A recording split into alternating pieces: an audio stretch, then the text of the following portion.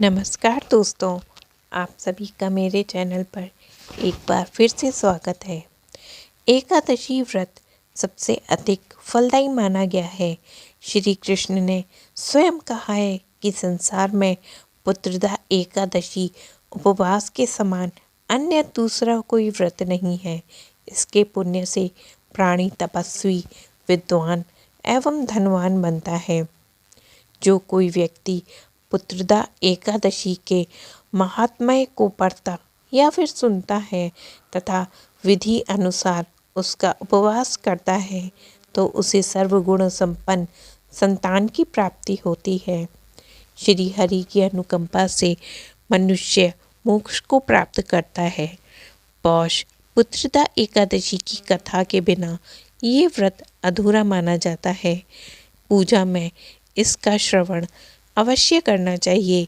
इस साल पौष पुत्रदा एकादशी 10 जनवरी 2025 को है। अब मैं आपके समक्ष प्रस्तुत करूंगी पौष पुत्रदा एकादशी की व्रत कथा।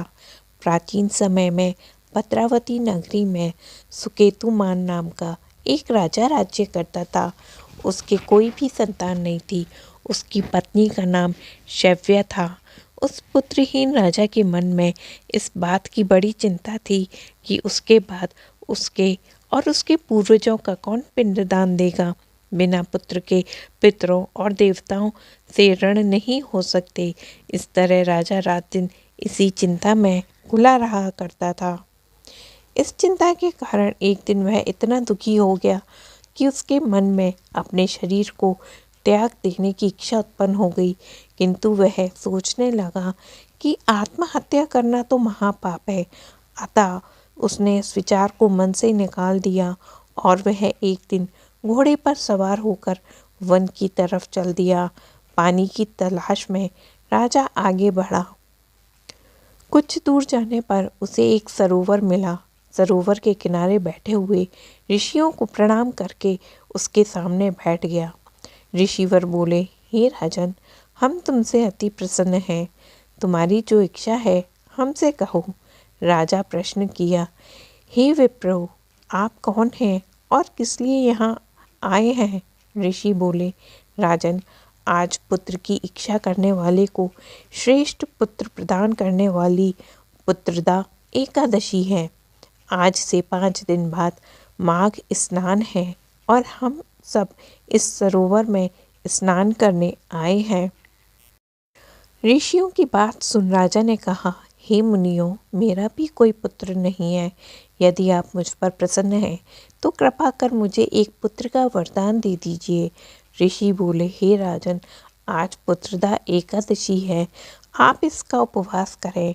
भगवान श्री हरि की कृपा से आपके घर में अवश्य ही पुत्र होगा।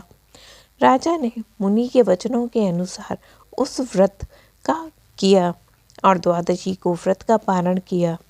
ऋषियों को प्रणाम करके आपस अपनी नगरी को आ गया। भगवान श्री हरि की कृपा से कुछ ही दिनों बाद रानी ने गर्भ धारण किया और 9 महीने के पश्चात उसे एक तेजस्वी पुत्र उत्पन्न हुआ। ये राजकुमार बड़ा होने पर अत्यंत वीर, धनवान, यशस्वी, प्रजापालक बना।